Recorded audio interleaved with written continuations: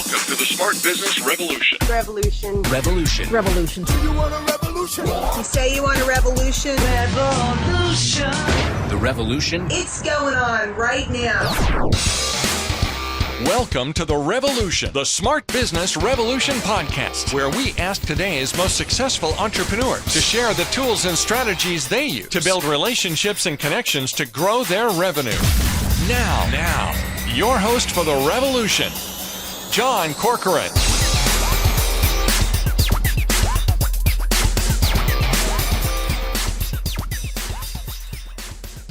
All right, welcome everyone. John Corcoran here. I am the host of this show. And for those of you who are new to this program, check out our archives. We've got some great interviews with really intelligent CEOs, founders, and entrepreneurs of all kinds of companies. You've heard of many of them like Netflix and Kinko's and YPO, EO, Activation, Blizzard, LendingTree, OpenTable, Redfin, you name it.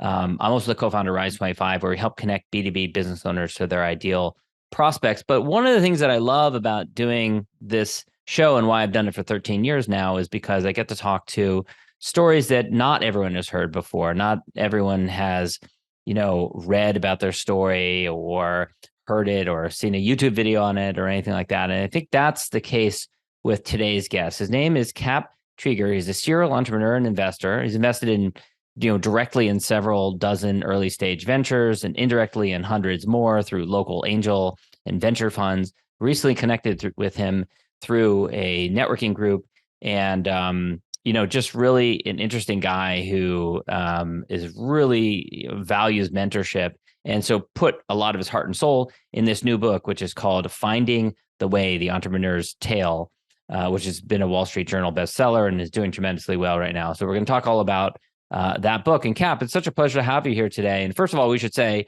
this is a pen name that you used. So tell me a little bit about why you were inspired to write this book. And this is no small book. It's a tome. It is a thick book. So I can tell you put a lot of time and energy and effort into it. Thanks, John. Thank you so much for this opportunity. And the book is a little bit less scary than it looks because it has a big appendix with some exercises in it. But I should say, yes, it has worksheets at the end too. So that does take up a chunk of it. Yeah, so hopefully less scary than it looks. But John, thank you, and thank you for this opportunity. So as you said, I was really lucky early in when I was starting a business, having great mentors and role models, and ended up investing. Now I'm over 100 early stage direct investments, and of course, John, you're a member of EO and YPO, and in those organizations, they have us, rather than telling people what to do, they have to live with the consequences.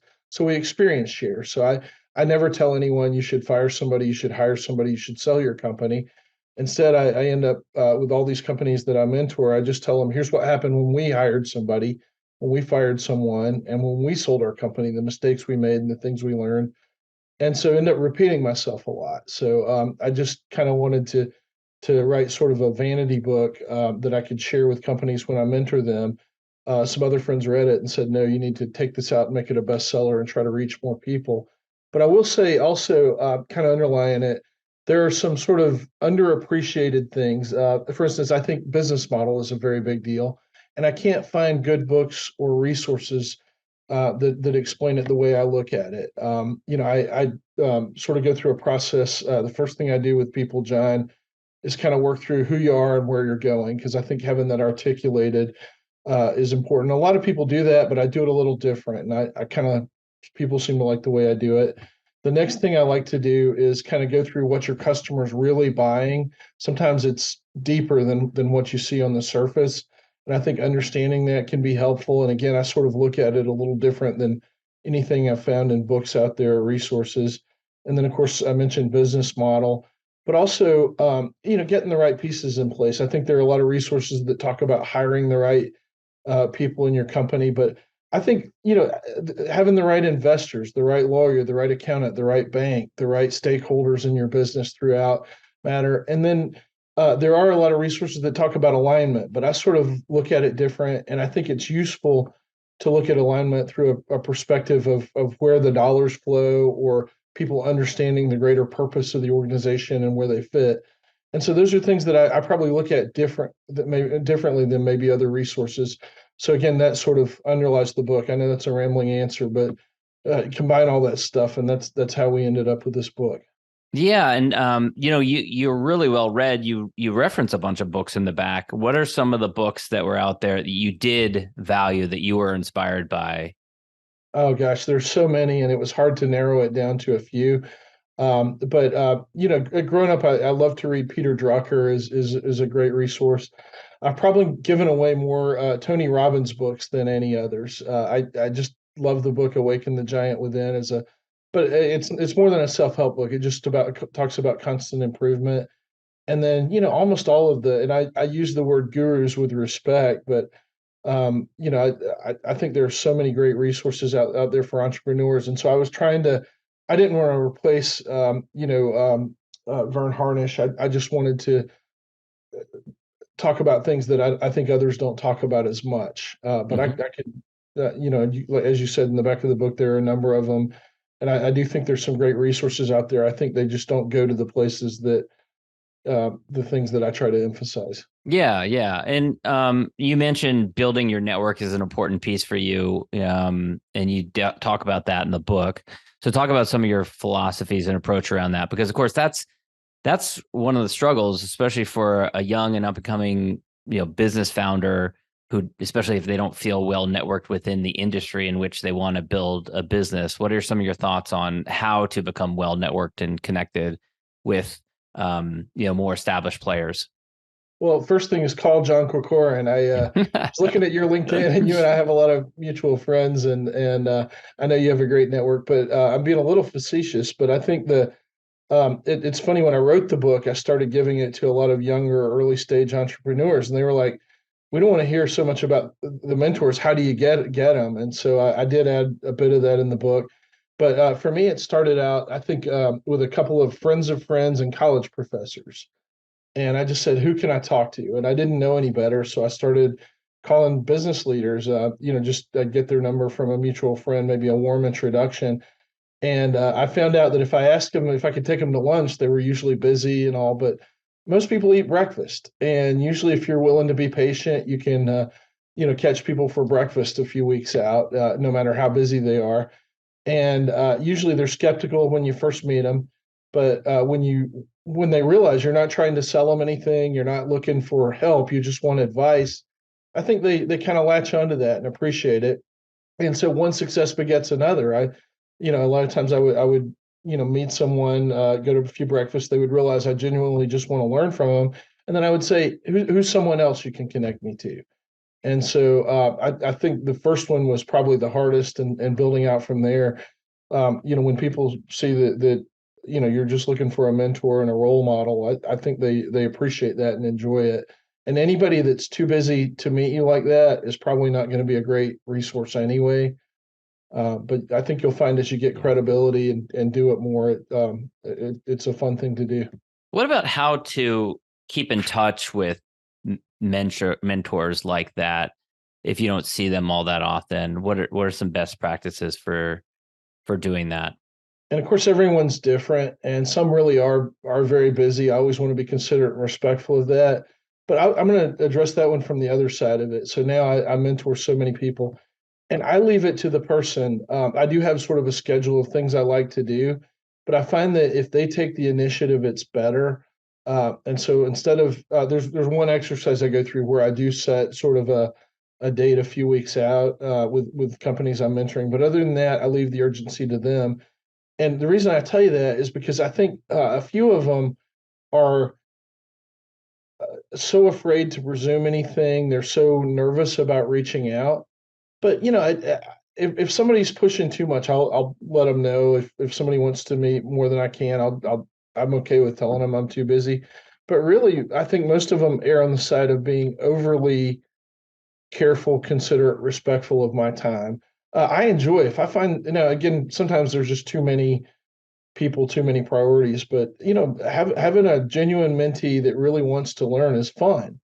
Mm-hmm. And so if you're really in it to listen and want to show progress, I think it's not uncommon to have people that want to meet every 3 or 4 weeks for a period of time when we get through key issues, and then of course it gets a lot less frequent. Yeah, I think when you're 20, 21, 22, 20, in your 20s, you don't really appreciate that it can be really fun for the mentor, and that's what drives them to devote their time to giving back in that way. I want to ask you about following your passion. That's a term that's thrown around a lot. Some people say you absolutely should follow your passion when it comes to starting a business. Other people maybe say, kind of like at the other end of the spectrum, forget your passion, like figure out what the market wants, go after that. Where do you fall on that spectrum of advice? How important is personal happiness to a business owner? I'd like to give two answers to that. The first one, John, and I think you track with this, but somebody was asking me to boil all of my book down into like one quick summary, and it just hit me: purposeful intentionality. And the purposeful is important because if you feel like you're saving the world, the company in the book, we were helping. I remember crying when I went to a hospital and watched how they were using it to save babies' lives. And you feel like you're John, you've been an entrepreneur, and when you feel like you're helping pay for hospitals and create jobs and pay your taxes and do constructive things, that's rewarding. But I will say this: I'm also not afraid to pay my dues. And so the reason I say that is a lot of the younger people, particularly that I guess I'm mentoring, they come to me and they say, how do I find a job that I love? And I absolutely want everybody to find a job they love, but I'm okay with deciding to love what I'm doing for a period of time. If it's going to get me to a point where, down the road I can do the job that, helps save babies' lives in a hospital, I'm willing to do things that weren't my first choice for a period of time. And if you're going to do those, then decide to love them. I was the only kid in school that liked the school lunches. And John, I think it was just, I decided I'm going to eat this every day. I might as well decide to like it. And so all the other kids would pass their food to me. And I wish you would talk to my 6-year-old about that. Easier said than done. But I had a job digging ditches, and I decided to love it. And it was the whole time I'm thinking, my friends are paying money to go to the gym and work out. I'm getting paid to do this. And I wasn't in it forever, but I decided while I'm doing this, I'm going to decide to love it. And the ditches needed to be dug. Somebody, they served a purpose. I could buy that. No politics in it, which I liked. So I think ultimately, absolutely, let's find our passion. You'll do it better if you do what you love. But I'm okay with saying I'll do X for X period of time and decide to love that, if it gets me where I'm going. So I hope that makes sense. Last weekend, my 12-year-old and I were doing a coffee and donut stand, kind of like a lemonade stand, but it's cold right now. It's February as we record this. So we did coffee and donuts outside of a football game. And, it started raining at one point. Fortunately, we had an umbrella that we put there. But I said to him, and he was really enthusiastic and enjoying the process. I said, you can always look up from now, the rest of your life, you'll be able to say, well, at least I'm not selling selling coffee in the cold and in the rain, right? But I love the way that you put it, like just appreciating it, just loving it in the short term. And if you're stuck like doing the books for your business, or you're stuck making cold calls for your business, then maybe that's a way to kind of approach it and say, like, hey, I'm going to love this now, and hopefully 6 months from now, I won't have to do it. I can offload it. And John, putting a time limit on it, saying I'm willing to do this for X time, helps. It's always helped me to do things that weren't necessarily my first choice. Yeah. You're an advocate of figuring out what you consider success before you launch that business. So again, if we're talking to someone who's starting a business or thinking to start a business, how do you guide them in kind of figuring out what success is for them down the line before they've even launched the business? And John, it's interesting. I pay a lot of attention. I think a lot about doing the forensics on success factors and why people make it, why they don't. And one of the things I noticed is that successful people use the word success a lot. And it's surprising how many of them could articulate. Sometimes it's a number, sometimes but they could articulate what success looks like with some specifics. And as you well know, setting specific goals for success seems to be, a factor in getting there. And so I do think it's useful, but I will also say that I can't tell you how often it becomes a moving target. When let's say your goal was to create X number of jobs, have X number of people, accumulate X number of dollars. When you get there, a lot of the most successful people I know don't want to sit around in their underwear and rest on their laurels. They set a new goal. And so I like, for me, so many of us, John, like you, we're never satisfied with anything, and I like being that way. When I get in the car, I turn on the radio. If my favorite song's on, I'm still checking to see if there's another song I like almost as much that I haven't heard as recently. And it's just a personality. Whatever's wrong with us is wrong with all of us. But I think I want to always be driven. I always want to set a new goal, and so have that specific one, and then when you get there, set the next one. Yeah, that's great. You have a trademarked term in the book. I don't know how you say it. Way away G. Tell us about what that is. So Way Away stands for Who Are You and Where Are You Going? And that acronym, although I've got a friend, he's CEO of a multi-billion-dollar company, and for some reason he calls it his Wee-a-wee. Wee-a-wee. There's no E in it. I don't know. It's a little weird, but he's called me 3 times talking about redoing his Wee-a-wee. Basically, my best mentor did this exercise with me 25 years ago. And it starts out like Tony Robbins and a lot of the self-help guys where you design your life in 15 years. But he has you work backwards from that. If you're going to be there in 15, and you need to know where you're going to be in 10 and where you're going to be in 5, and then in 3 years and 1 year. And so it's a call to action. And then you do your life now. You work through your sort of constraints and, what's anything that can affect your life. And you also work through what you hate to do, what you like to do. And I like to do sort of a SWOT analysis where it's helpful to me to understand, how do you leverage your strengths, but also to understand what's going to get you, the weaknesses and threats and stuff. And so you do that, but also you measure it against what's important to you, John. It may be the environment, your family, whatever. I'm not going to tell you what should be important to you, but I think you should measure where your life is going against that. And so I did that exercise originally with my best mentor in 1997. I found it in 2015, and my life had turned out almost exactly like what I wrote down.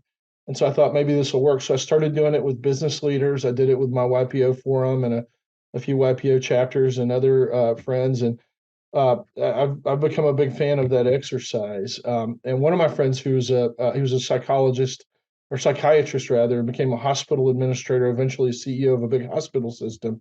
And he said, the more you have an articulated vision of where you're going, the greater the odds are that it will happen. And so, I try to, one of the first things I do with people when I'm mentoring is that exercise.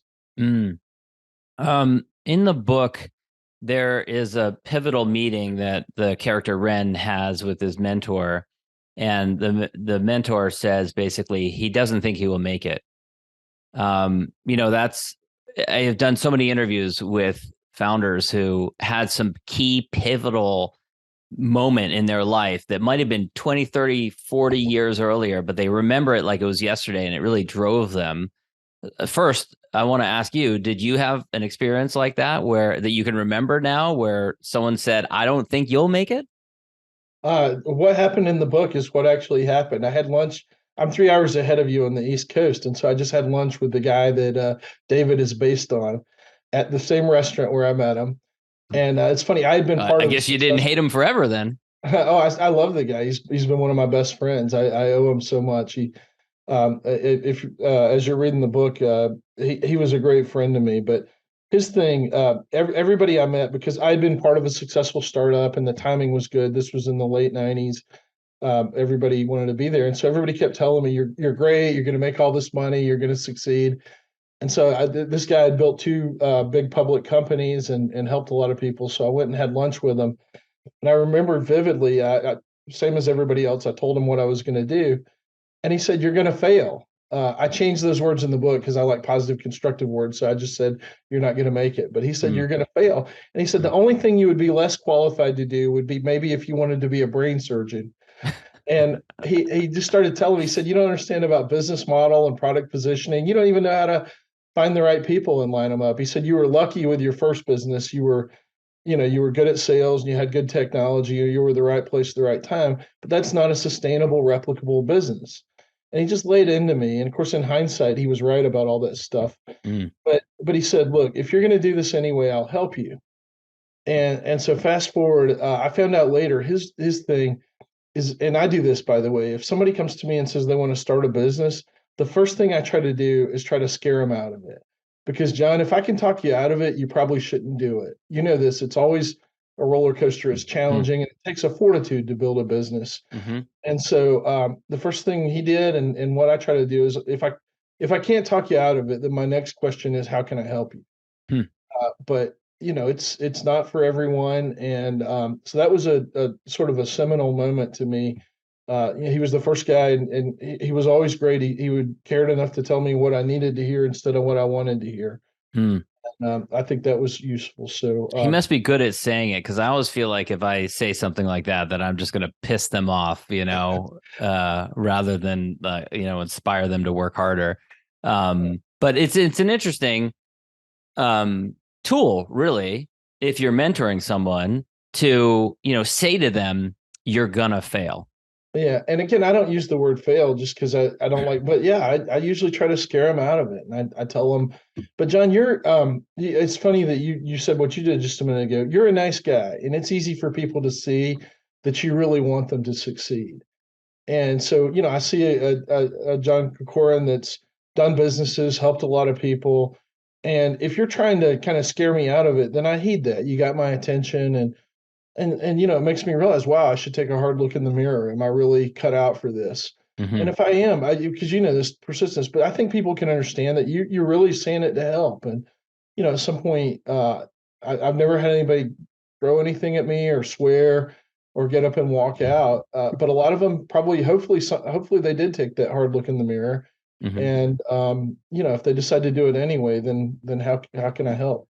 Can you think of an example of one where you said, I don't think you'll make it, or that's not going to work, where legitimately you're like, no amount of mentorship from me will, something the equivalent of I'm going to build a rocket to Mars type of thing? Sure, that happens sometimes, and sometimes I'm wrong about it. I have a company that I angel invested in. I just like the entrepreneur, and he was going to do it whether I tried to help him or not. But I made a small investment. I would have invested more if I thought I could help him. But I did think he was very persistent and very smart. I just thought his business was going to be challenging, and he just did a couple of years ago did an up round at a 1.3 billion valuation, and then last year another one at a 2.3 billion dollar valuation. Wow. And so I'm not always right, but I do think if I can talk you out of it, it's probably you might want to look at other things. Now, you've invested directly in companies and indirectly as part of larger funds. And I imagine in those indirect investments, maybe you're less involved, less likely to be a mentor to that person. Does that change your approach? In other words, if you know you're going to be actively involved in mentoring the person, are you more likely to go with someone where you're less convinced it's going to work than if you're indirectly investing and you have less control over helping to guide the founder? Another interesting question, John. And yes, I'll say this also. So I do the forensics on the companies that make it and the ones that don't. And I've noticed that the ones I'm more involved in are much more likely to make it, but I don't know that it's my help at all. I think the fact that they're looking for mentors, want to listen, want to improve is probably the most important part of it. And so I think, but yeah, if I've invested through a fund and they're looking for help, but the help they need is not my expertise, then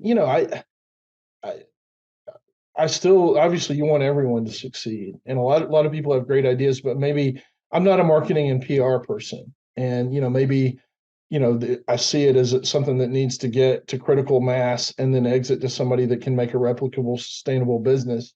That's probably not what I'm strongest at, but I'll still chip in sometimes.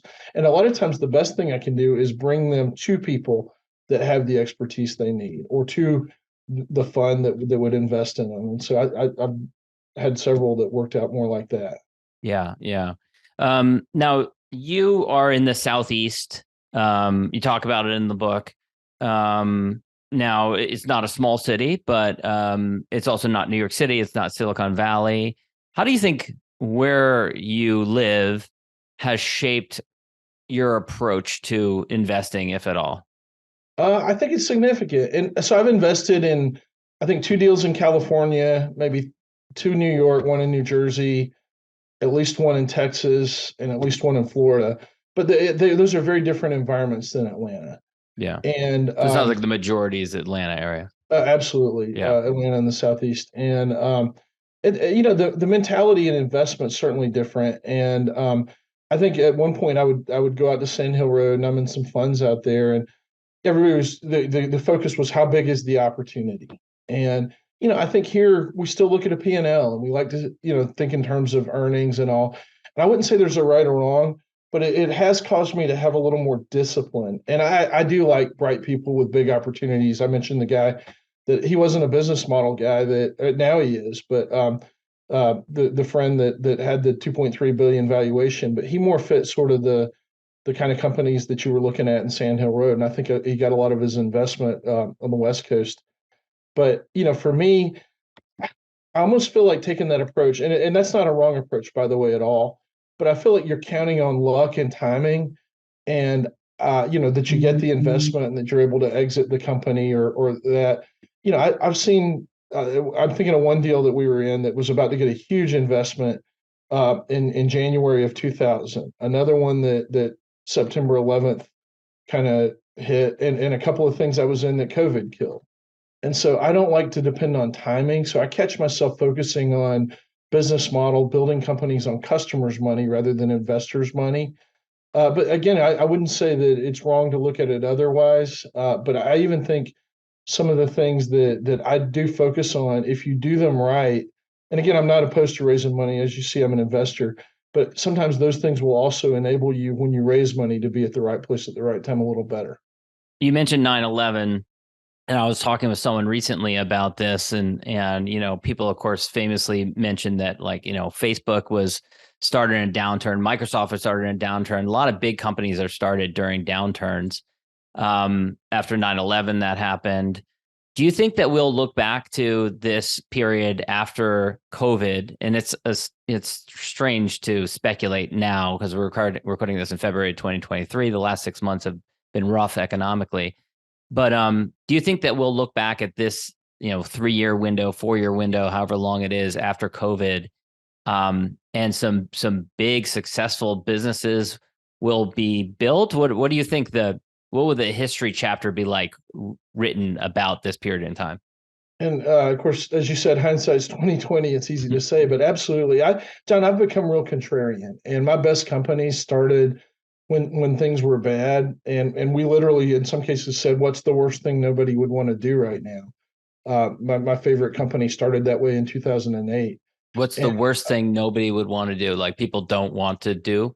Yeah, themselves? but a couple of comments. One, my best angel investments probably happened that I made in 2003, 2009, 2012, when nobody else was investing. And even the one I told you that just got the nice valuation, I think I probably chipped in on that one in about 2016 when there was a little bit of a lull in investment. But I do think it forced, you're forced to prove your market, you're forced to prove your model, and you get better people in a better position. And so I think absolutely. But I want to say this, we're about to see an explosion in innovation. I think was it Tom Friedman that pointed out all the companies that started in 2007.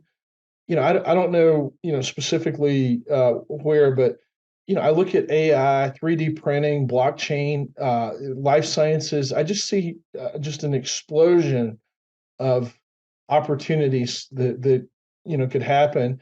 And I think in some ways, having a correction in the economy and the job market will afford us an opportunity to set up better businesses to take advantage of those things, if that makes sense. Yeah, definitely. We're almost out of time. Any final thoughts on, inspiration behind the book or anything else we haven't covered? Any words of wisdom for those aspiring entrepreneurs and business builders out there? Oh gosh, John, a constant improvement, always improve, persistence. But John, this is just a treat. I'm glad to be here. If anybody's interested, please check out the book and our website. We're trying to create a free and open environment for entrepreneurs to go and exchange ideas.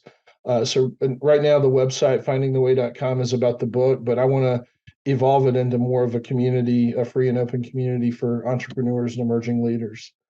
So Great. With that, thanks so much for your time. Thank you very, very much, John.